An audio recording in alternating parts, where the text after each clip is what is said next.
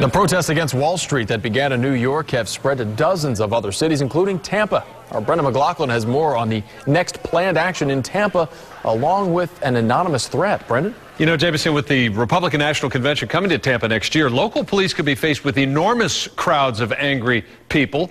A protest by a group called Occupy Tampa that took place Saturday was small and peaceful, but a YouTube threat has caught the city's attention. It started with just a couple dozen students protesting Wall Street profits in the face of widespread economic hardship and unemployment. After a pepper spraying incident, the movement grew to take over a large square in Lower Manhattan.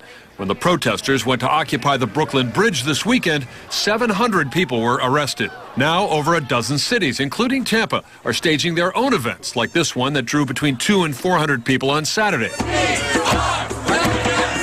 Tampa police are not overly concerned about another action scheduled for Thursday. We're not in the business of arresting protesters. We're in the business of arresting lawbreakers. If somebody breaks the law, yes, they would go to jail. We don't expect that to happen. We do not forgive greedy companies. But a group of so-called hacktivists that cyber-attacked Sony and other major companies made a YouTube video threatening to wipe Tampa off the internet if local police harmed the protesters. The group that organized this week's protests in Tampa claimed they had nothing to do with the threat. It was anonymous. It's no longer on the web. We just don't have any information that supports that this is a credible threat.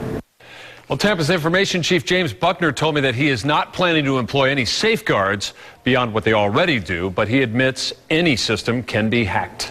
Wendy?